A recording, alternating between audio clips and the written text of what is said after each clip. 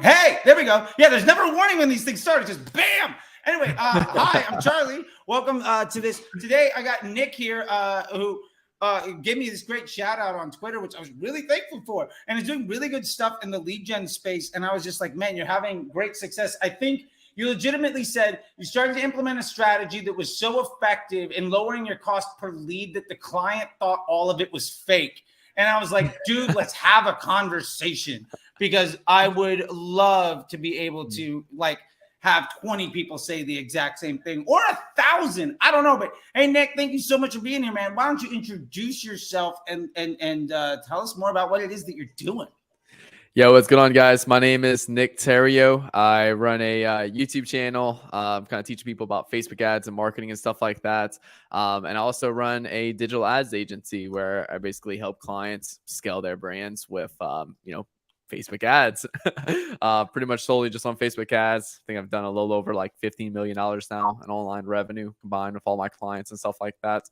And again, that's client money, because I say that and people are like, oh, that's your money. I'm like, no, that's client money right there. So it's client money I've generated with Facebook ads. But yeah, I'm super ecstatic to be here, Charlie. You've kind of helped me a lot in the last few months with taking a lot of information, just kind of consolidating it down to like one or two things. And that's been like the broad targeting. And it's been super beneficial to us. Since we've been implementing it in our agency, seen a lot of really amazing wins. And it's also been kind of really narrowing our focus down, like, cool, what can we control? And that's like creatives and like marketing fundamentals, not sitting there trying to figure out ABO, CBO, bid cap, cost cap, like all of this stuff right there. It's so easy to fall in this loophole. And since just following Charlie's advice, just going straight forward, like, hey, we're just going to do broad. We're just going to focus on marketing fundamentals. And now we're spending maybe an hour a week, if that, in the ads account now. And we're just solely focused on like the marketing fundamental sides of copy, personas, audience research, and creative side. It's been a massive impact into our account. Man, I love that. And like the three biggest things that I heard out of all of that I want to really repeat. One is like the amount of time you're actually spending each week on the account is like an hour or two. Like that's been totally possible for people. I think, so many folks have the misconception that hard work is how you get successful. And they don't realize, well, Facebook's the thing that's working hard. Like you're its manager. So if you micromanage employees that work really hard for you, don't be surprised when they're not that good at their job. You know what I mean? Mm-hmm. And like the other thing about, bid caps and interest groups and ABO and CBO and all of these fun little bells and whistles people can do to take control over things, when those have that I like to call them a nickel problem in $100 bill world. You know mm-hmm. what I mean? It just doesn't matter. And the more you add in all of this type of stuff, the more that those things tend to be the beneficial thing that works for you, because you're not letting the machine actually do its job, right? And mm-hmm. and I love that. And so you're also doing, a lot of e-commerce, but lead gen stuff too, right? Mm-hmm. Correct. Yeah. So we're like 80% e-com, then like 10% app installs, and 10% lead gen when it comes down to our client roster in that sense right there. So we've kind of shifted now from just e-com to, hey, you have a really great offer. And once you like understand like more of the marketing fundamental sides, like you treat e-com the same way you treat any other industry. Once you looking at it from the marketing fundamental side, and also too, when you have your ad account pretty much simplified as can be, like, again, they all run the same. We run our lead gen account the same way we run our e-com. We run our app install client same as we run our e-com as well. I love that. Yeah. Cause like, I've been trying to come up with a good analogy lately, and I've been toying with this thing where it's sort of like, whether you run an Italian pizzeria or the finest of French bakeries, the oven still functions the exact same way. Mm-hmm. And so kind of what I'm trying to get with that is there are objective truths to how tools can be used. Now, the way that you use them and the net output of them can be totally different. Like I know people that use the treadmill to lose weight. I also know people that use the treadmill for conditioning, or I guess you could also spike up the like intensity and like the climb and try to use it to like do glute work. I don't know. I'm not a physician. I'm not, my wife owns a Pilates studio. I know terribly nothing about it. But like at the end of the day, a tool is only as good as what you're using it for. And every tool has a really well-defined specific use case for its design. And the reason I'm getting to all that is Facebook and digital marketing, every one of these platforms has something that what they're designed to do. Email is designed to do a certain thing. Google is designed to do a certain thing. Facebook is designed to do a certain thing. And I think those three disciplines are so mature, so well established that, like, I was talking with a buddy, Philip Rivers, earlier today, not the quarterback, the email and SMS guy. And we were chatting earlier, like, there hasn't been innovation in the email space in like a decade. Like, the same stuff that worked before it still works now. And I legitimately think the last big innovation in Facebook was about 4 years ago.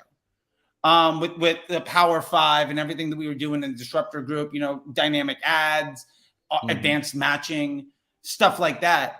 And so I love that what you're saying, like, you're using the same system and process. If it's e-com, lead gen, app install, because the system always kind of works the same. I'm curious, like, I talk a lot about things, and I'm sure everybody's, I've heard everything that I have to say about how I do it, but how are you setting this stuff up so that it's more or less the same problem-solving system and process that makes it really easy for you to manage stuff in like an hour or two a week? Because for what it's worth, I do the exact same thing. I'm spending $20,000-$30,000 a day. I probably spent 5 hours in the last month managing it, because that's all I need to do. I'm setting up creative tests. That's 95% of my work. Yeah, I agree. Like, the creative side, like actually uploading the creatives and the copy to the ad account is like the most time we spend. Other than that, like, when it comes down to like daily account checkups, I mean, it's just quick glance over everything, make sure nothing's going crazy, and then boom, like it's 5 minutes in and out. So I think a lot of people, they sit down an ad account all day and they try to fuck with like things around, like play around with it and stuff like that, like kind of like a day trader on Wall Street, because it makes them feel productive. And that feeling of making them feeling productive is what makes them feel like they're doing the right thing.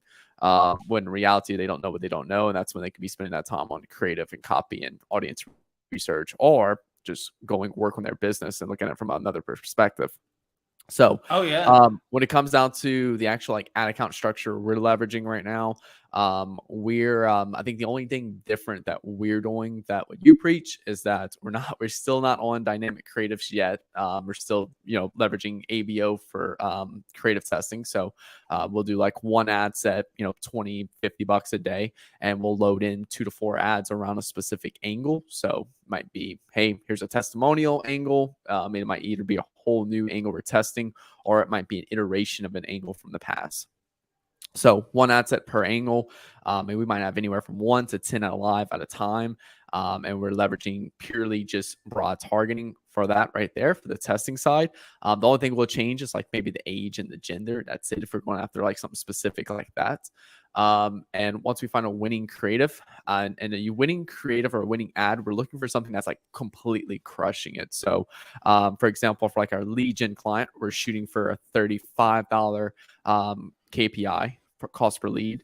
And just give you guys a little backstory on that. We're spending like $12,000 a day right now consistently over the last 30 days, just purely running broad targeting and running this structure right here. So we're shooting for a $35 KPI. So at creative testing level, we're looking for like a $10 to $15 cost per lead. We're looking for something really, really, really, really good, because we're testing on low budgets. And then when we bring it into our scaling campaign, which is literally just copy, paste. That's it. It's nothing crazy. So copy and paste into our scaling campaign. That's it. Don't touch it. We'll in our scaling campaign, we'll group all of our best performers. And typically what we'll do is like every like 3 to 7 days, we'll look at like the last 3 to 7 days of results, and we'll turn off any that are like really bad in terms of performance. So that way we're constantly like turning things off in our scaling campaign that are not working, but we're also adding in new stuff. Because a lot of people are like, when I tell people this, they're like, oh, well, you're gonna have an ad set of 100 live ads. I'm like, no, you won't, because you're turning things off that are not performing, and you're gonna be left with the cream of the crop essentially. So and following that just allow us to keep scaling, keep pushing the limits. And yeah, that's pretty much how we have it set up.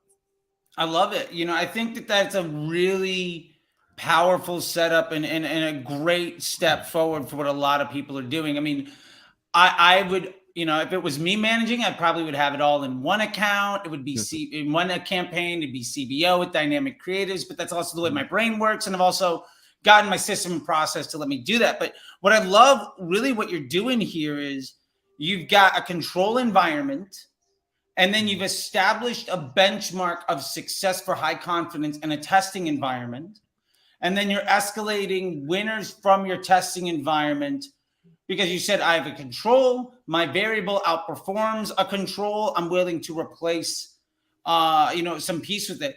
And I love it. I'm curious, with the turning ads on and off inside of your control environment, which I'm 100% on board with, are you doing that manually or are you using any automation? Because I teach that and I 100% do that. I actually use more or less the same logic that you're doing. I just will use automated rules to activate and deactivate those options based on efficiency benchmarks to, continue to push down my cost per so I can get a higher volume of higher quality person into the store. Yeah, that's actually one area that I literally just didn't spend the time on doing and implementing. I used to use RevealBot a lot before 14.5, and that's back when I had, probably like top of funnel, middle funnel, bottom of funnel, PPS testing, like 20 campaigns going on. And I was leveraging RevealBot. And honestly, just because we've consolidated accounts so much that even like with 5 minutes a day, I just haven't spent the time to like go set up the rules. But that is something that I was thinking about today, because we just put like 12 new ads live in a new account. I'm just like, I really need to set up some rules, because trying to go in there and turn off all those ads as soon as they hit. Like for us, our benchmark is AOV or 3x our CPA. If you spend one of those and you're not profitable, just cut it, because you're not going to become profitable in the long run. I love it. And I think those, for what it's worth, for people listening, like those benchmarks are going to change for every client, every brand, but you found that's your delineation of success for your system and process. And I love that. Like that, now that I know that, I could go in and just, spend 5 minutes writing a rule and that says, hey, if you're not here, cut it off. But also, like, if you're better than that, you can activate. I actually use something just a little bit more advanced, or a little bit, an extra step on top of that. Not better or worse, just like a little bit more complicated. And I love simplicity. So when I'm saying I'm doing something a bit more complicated, I want to call myself out for that, because I preach simplicity all the time. I'll say that, like, if your spend level is above a certain amount in the last 7 days and your efficiency is below a certain amount, then I'll turn the ad off. Or if your efficiency is better than desired, then you can turn it back on. Or if the spend level drops below a certain threshold, I'll turn that stuff back on. And what that allows is ads that are good. Maybe you had a really bad day, or there's some delayed attribution, or the zombie conversions, or whatever. That was my favorite buzzword of last year, with the zombie conversions. They come through and oh, this thing I turned off is now good enough now. And so, like, I'll allow that system to be a bit more dynamic based on what have you done for me lately kind of thing. And also I can just go in there and basically say, if the ad name contains some string of characters, then never reactivate it at all, right? Like, turn it back on if so-and-so, unless ad name contains, or if ad name contains, a rule will apply to basically say things are eligible or not eligible. And it was really interesting. This week, there was a big scare in the ad space because Facebook just randomly turned a whole bunch of ads off for like 1 billion accounts all over the world, with like no warning for no reason. And for what it's worth, this rule the point of the rule was to make sure that my best ads are always live and that my worst ads are turned off in a dynamic fashion, so that I'm always spending the majority of my money on performance that is below my net average, so that I'm always forcing down my, my CPA in this case, or CPL for lead gen. Although I would argue cost per lead isn't necessarily the best metric, because, conversions, all that fun stuff. It's like a cost per add to cart. Doesn't necessarily matter. Point is, when this thing happened, I was dark for like 5 minutes. Between 5 and 20 minutes, when I was going through the ad account to see what happened, because the rules all said, oh, this ad should be live, and just turned it back on. So in a completely, I don't call myself out, did not design it for this use case. But when the whole world was like, oh my gosh, all my ads are done, and like my Twitter blew up with 1 million people all saying that, whatever. It took me like an hour to find that it actually happened to me. And then like I was already live again. So just an idea about the automated rules. I think not only does it save you time, but it does, in the rare instance of it's happened twice in the last 9.5 years of me being on Facebook ads, that thing just randomly gets shut off. You're protected. So I don't know. It's something I really enjoy using because it's just one extra step of human error that you don't need to really account for. Yeah, I love it. Yeah, I know back in like the Tim Bird community, I'm part of ad leaks and stuff, and there was a lot of people preaching like the reveal bot rules and stuff like that. And yeah, there's some pretty unique rules people created. Like I think one was like if your website goes down or like link clicks over landing page views equals like 0, you can turn off an ad, stuff like that. That kind of stuff you don't think about that can act as like fail safes to help you out. Oh yeah, I love that stuff. Shout out to AdLeaks. I think I was booted from that community in 2018. Not But what it used to be, but yeah, I think might very soon be allowed back in because I think I'm going to start talking to them. I may or may not do an appearance to talk about PSM, profitable scaling margin, and kind of have a conversation with them about it. But I did get a chat with the guy that did potentially ban me 5 years ago, and the issue was twofold. One, that like I was constantly just posting like all the time because I was just spamming it with like advice. I had a Google sheet, this archive of just good I used to call them sexy tips, tricks, and tactics. And I would just post one a day, just like, here's everything that I'm doing, managing, managing 20, 30, $50,000 a day in D2C, what I've learned after, at that point, it was maybe 100 million in spend. Now I'm, well over 200-300 million in spend. But that appeared alongside with people be like, you don't know what you're talking about, blah, blah, blah. And I would just like take my phone out and take screenshots of my Shopify. Or like I would like hit refresh and do a video and be like, oh yeah, I hit 100,000 by lunch today. Like they frowned upon that. So I figured out why I was banned, and it was, it was good, but all sorts of fun stuff. I love the idea though, what you're getting to with the rules and what we were talking about there with the, just helping those business objectives. I think people just don't look to it and think these things. And I love the idea of what you laid out to me in your process is why I kind of jumped on the idea of rules, because you have you could write it down. I'm a big fan of like sticky notes, right? Like I've got 1 million of them. They're famous. Of the, like, I've got a business rule. I could just program the machine to do it for me. And if it screws up, well, then I have to do it. But instead of me, I don't have to do it every single day, which I think is really, powerful. So I'm curious, at what point, where did you start making the shift? And not only when, but like, how did you do it to make it from, and I was in the same place, right? Like dozens of campaigns, hundreds of ads, lookalikes, bid caps, lowest, all sorts of stuff, into embracing this extraordinarily simple structure. Because one of the biggest mistakes I think people are trying to make is they just make everything broad right away, and then it doesn't work for them, and they say, oh, it doesn't work. And Absolutely. I think there's got to be a process, you know what I mean? And I don't think I do nearly a good enough job of explaining that. And somebody that has made it work, I would love for you to be able to kind of tell people how you are making that work. Absolutely. So yeah, like if we look back at, I don't know, what is it, like April 2022? If we look back at April 2020, you look at my ad account and you would see campaign for scaling, you'll see a campaign for audience testing, you'll see a campaign for creative testing, you'll see a campaign for middle funnel, bottom of funnel, PPS. So like, yeah, a lot of campaigns going. And at the time I thought I had it all figured out.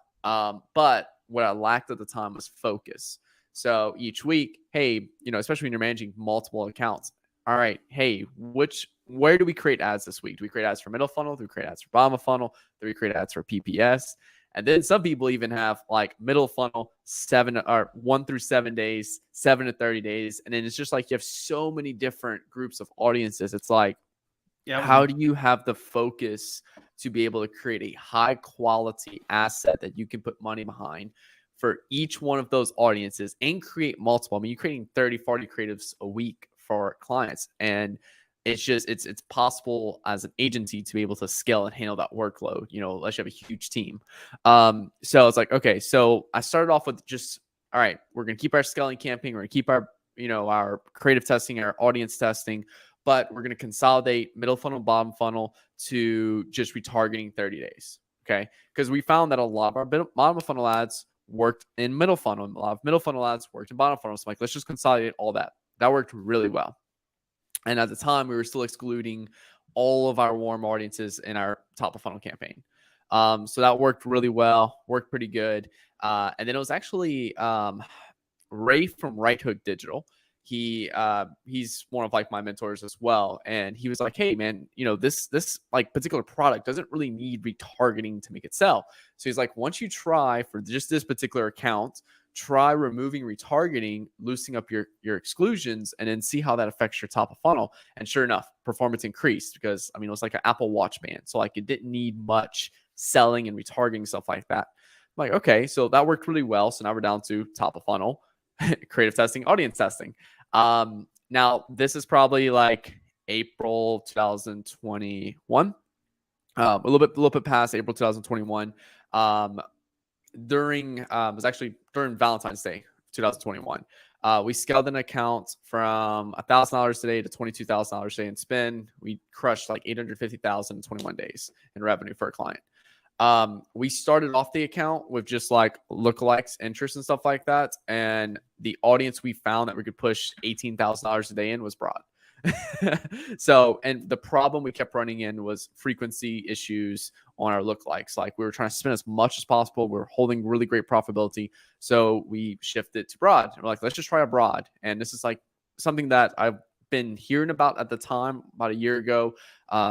Chase Chappell, he was kind of talking about it, some of his ad accounts. And then another guy, I think it's like Ben Heath, he kind of talked about like, hey, you should test broad, see if it works. If it works, then cool, run with it. If not, don't, whatever. So I was like, okay, cool, let's try broad. And sure enough, we're spending like $18K a day for like a week straight, profitable, crushed it for this client. It was a Valentine's Day offer, worked really well. Week later, we signed on a client and they were already crushing it with broad.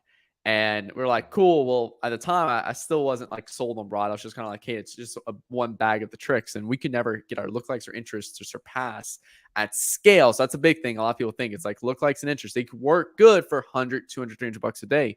But as a business who wants to scale to multiple millions of dollars a year, I want to be able to put a few $1,000s a day into an audience at scale.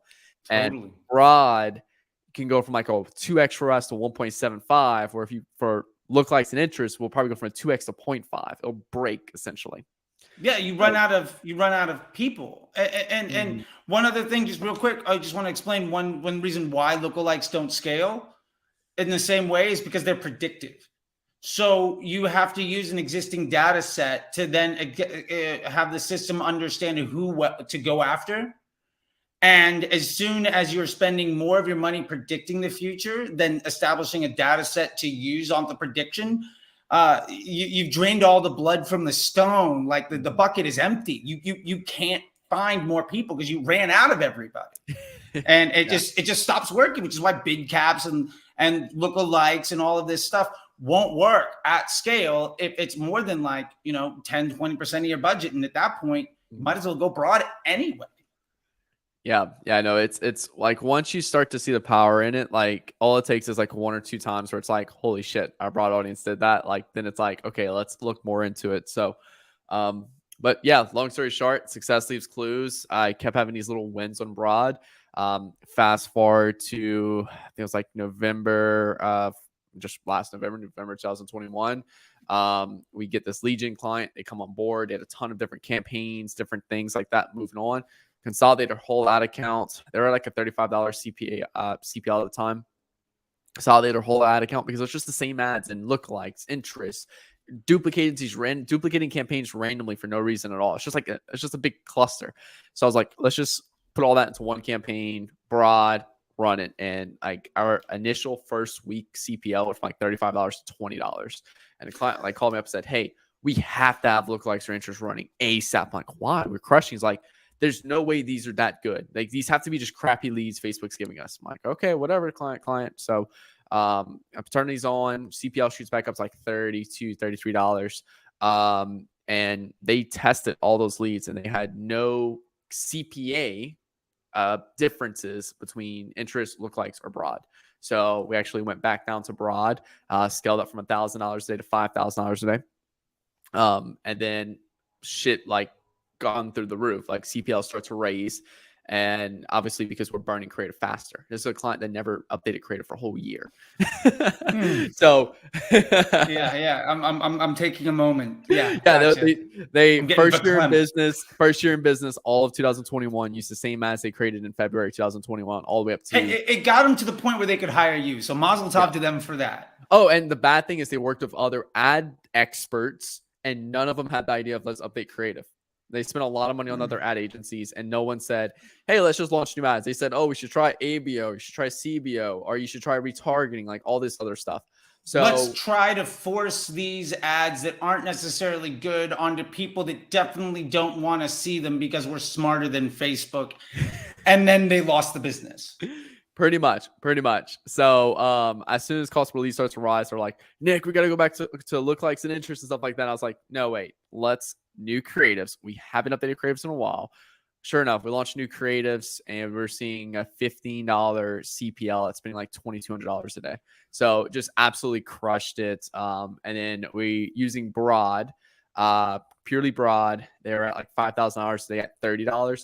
We doubled the budget one day. I just literally went on the campaign, went CBO campaign, $5,000, $10,000 a day, doubled it one day just to like stress test it with our best ads in that broad campaign.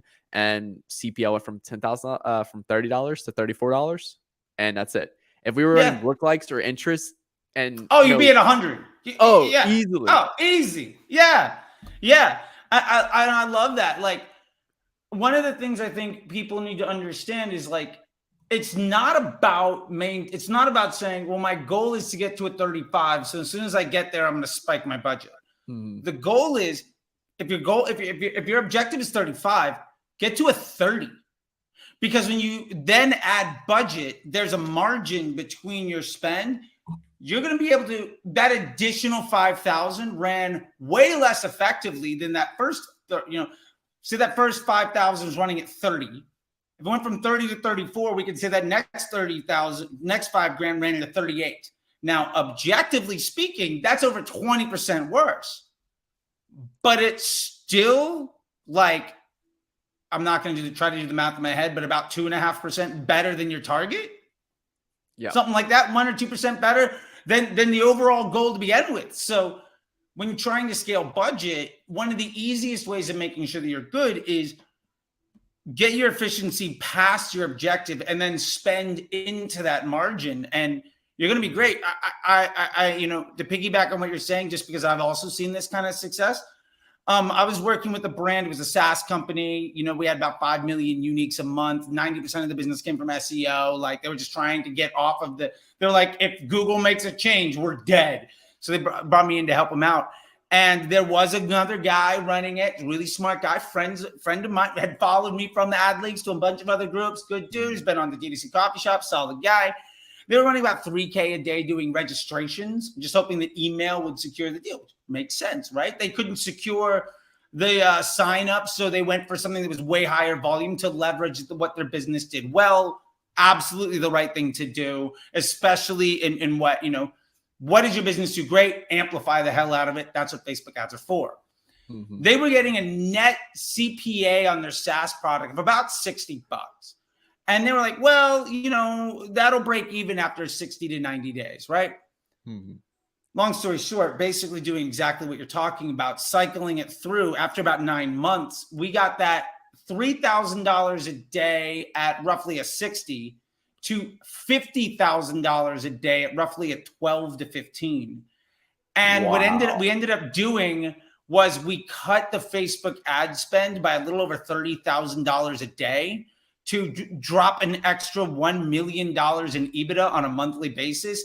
And we were still driving more volume than they were doing at $3,000 a day at the 60. So we tripled the business and generated an extra $1 million in EBITDA just by cutting costs.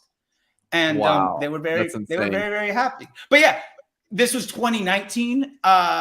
Same exact thing though, right? Like went broad, worked on creative, scaled the hell out of what we could, defined a margin, and it was literally like every 2 weeks. Oh, we're at 60. Great. We're going to push everything in the world to get to 55.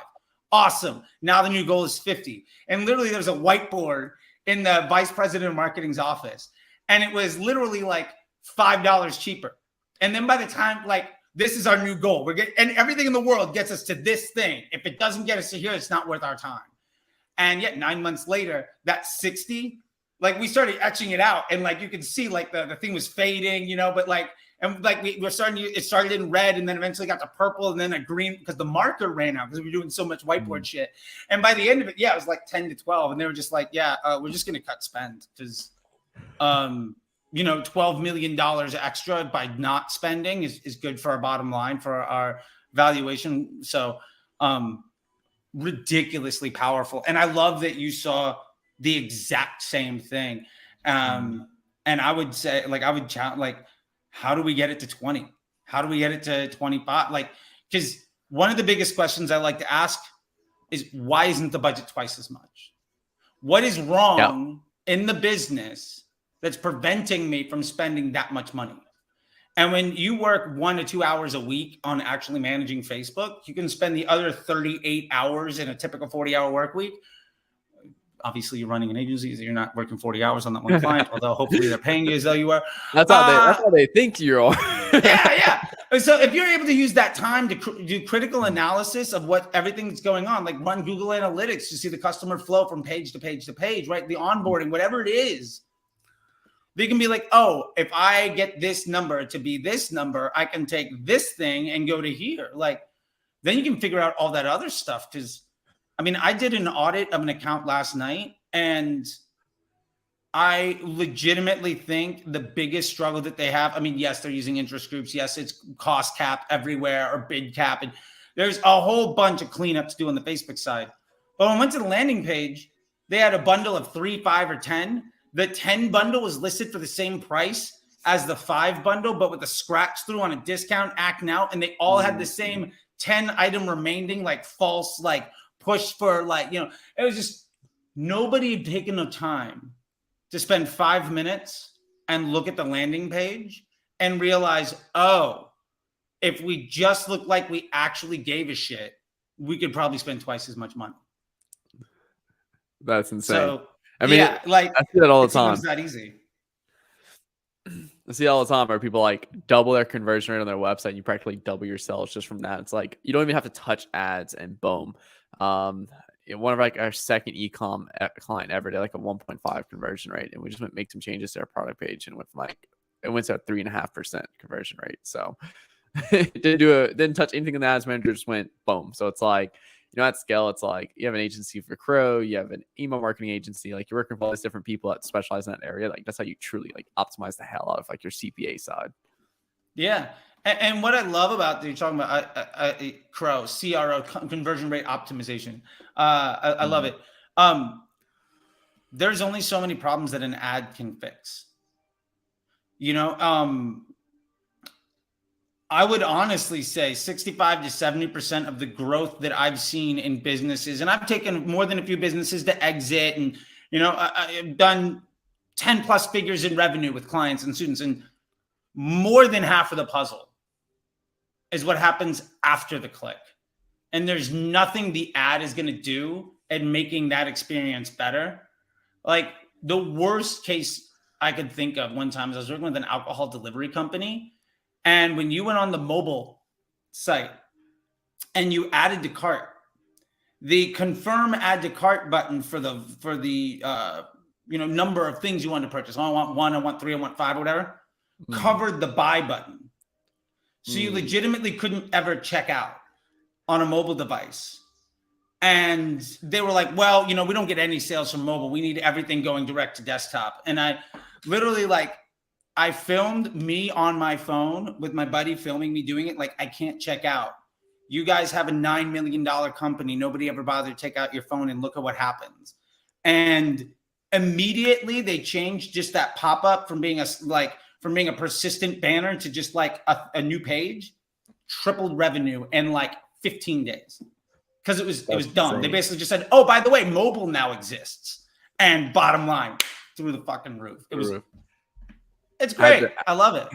I had the same problem with one of my first e-com clients. We crushed it for them. Like they were negative on their ads. They'd spent 30K on ads and literally got like 20K back in revenue in the first 30 days. And we basically came their business, and within the first 30 days, we 3x their revenue. And we were crushing it, scaling hard, hitting some 6-figure months, things like that. And then like 1 week, it started on like a Monday through like Wednesday. Like we went from a 3.5, 4x ROAS overall all the way down to like a 1 to 1.3, and they're like, what's going on? Everyone's freaking out, stuff like that. And they're putting a whole bunch of pressure on us, telling us to like try these different things with ads and stuff like that. And then one day I just got the bright idea, hey, let me just audit their website really quick. And they installed an app on a Monday morning. They installed an app that completely didn't tell you they installed it, by the way. Exactly. Didn't tell us at all. Got it. They installed an app on the website that popped up reviews, a little thing that pops up little reviews. Oh, so-and-so just bought this, yada, yada. It completely covered up the checkout and add to cart button, or checkout button. So you hit add to cart and the little banner comes out on the side and completely covered up. I went there, I sent them a screen record. I'm like, I cannot check out. Literally the same thing you did. And they fixed it and immediately shot back up in performance. Oh, there you go. Oh, I love it. I love it. And what I really want to say out of all of this, and I know that we have a stop dead here soon, is just that part of marketing and part of growing businesses and part of being a really successful growth and acquisition person, which at the end of the day, I think is, kind of the business that you and I are both in, right? Mm-hmm. Growth and acquisition, right? Is you have to stop being like a plumber trying to find things to put a wrench on, right? And I think one of the biggest gaps that I see in the thought leadership space is so many people are not exposed to something outside of their discipline. Mm-hmm. And so you got a bunch of plumbers looking for shit to put a wrench on. You got a bunch of, like I was going to come up with 4 other analogies, but they're all going to suck. I think you get the idea. The point is, sometimes the easiest way to fix your Facebook ads is to actually be able to check out from the store on a mobile device. Like no bidding model is going to fix that. Right.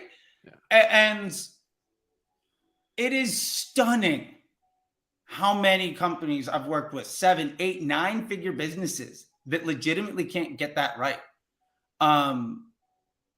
Because people just are only exposed to their thing. Like some conversion rate optimizer person was like, well, 40 million people are loving this add-on. We're going to tack it in. It's going to be great.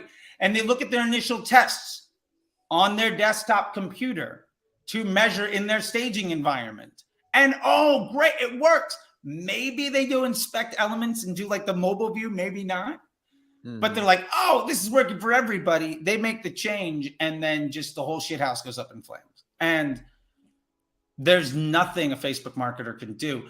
And what I really love in this conversation, and I'll leave you with this, is what we've talked about a lot here is, one, how do we set up Facebook to be a really good employee for us and do all of the work so that we can spend the time doing critical thinking on everything else?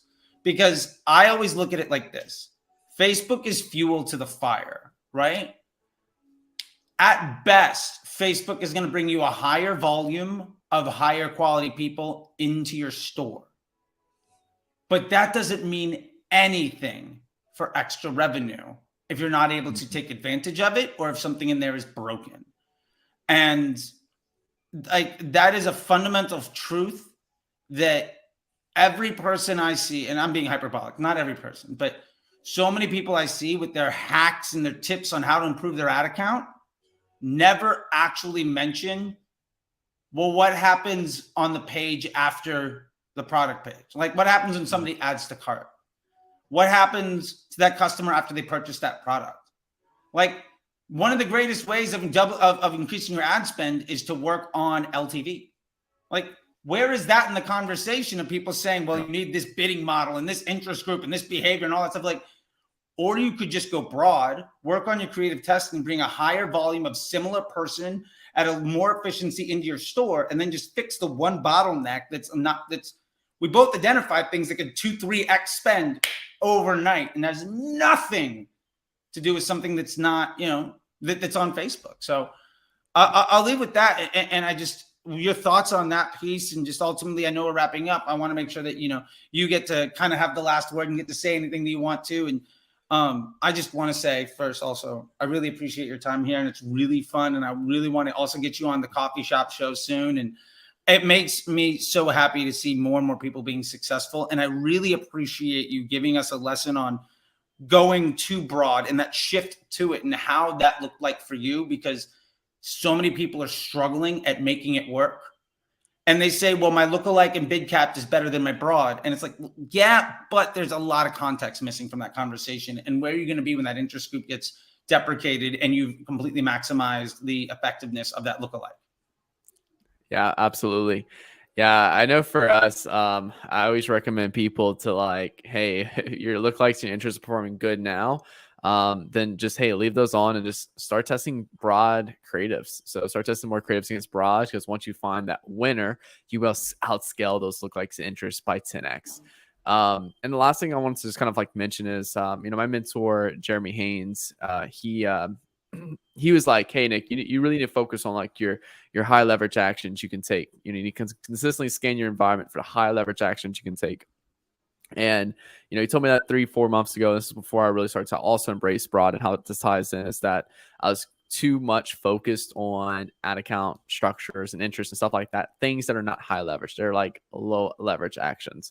But when you created a compelling ad, that's much more. And I think a lot of gurus now on YouTube, last 7 years, people have been teaching how to start social media marketing agency, how to run Facebook ads, but not one single person taught people how to be a great marketer. And that's where I like really have been starting to shift my YouTube channel to, and just starting to preach how to be a great marketer, because no one knows how to be a good marketer at the end of the day. No one knows how to create a great ad. So they'll go test all of this stuff with bad ads and be like, none of it worked. It's all a scam. It's like, well, no, not necessarily. We taught you how to use the hammer. We just didn't teach you how to be an architect to go build a house. That's pretty much where we're at right there. So high leverage actions is creating really amazing ads each week. And you focus on creating 3 to 6 new ones every single week. And 1 or 2 of those takes off, becomes a new winner. It's new winning ads you're adding to your ad account every week that you can put more and more money behind. It's going to grow and aggressively scale your business faster and faster. I love it, man. I love it. I couldn't have said any of it better myself. I think we've got 2 ways of getting there, but we're doing the exact same thing. And that's awesome. So with that being said, I know we're coming up on it. So how can people find you? Where can they do stuff? Again, I just thank you so much for being here. And let's make sure that anybody that's enjoyed this can absolutely start, taking more and more advice and asking you more and more questions, and seeing the success that you're having and trying to make it for themselves. Epic. Yeah. You can find me on YouTube at Nick Theriot, and it's just Nick Theriot as in the riot. It's the easiest way to say it. And Instagram and Twitter, I think it's both just Nick Theriot _. I'm most active on YouTube and Twitter though, for like any advice or anything like related to like Facebook ads and stuff like that. So, but yeah, you can find me there. And again, Charlie, I've had a really great time on this. Definitely down to talk more on the thing you said about the DTC, the coffee shop. So definitely down to do a collaboration with you on that side. And yeah, maybe there's even something we can do on my YouTube channel as well, because I know a few people that follow you have been starting to mention your name. I know I gave you a shout out in my last YouTube video, and a few people are talking about that too as well. So definitely we can do a collab on my channel as well for the future. I would love it, man. The more we can do to help people be successful so that they don't have to make the same mistakes that we did, the better. That's where I'm coming from. So I love it. Thank you very much, man. And with that, I think you were coming in at just under 45. So why not stop it there? Thank you so much, man. I really appreciate it. And I will see you on the internet, if not sooner. So thank you, dude. I'll take us out here. Really appreciate it. See you, buddy. Sounds good. Take care, man. Thank you. You're welcome.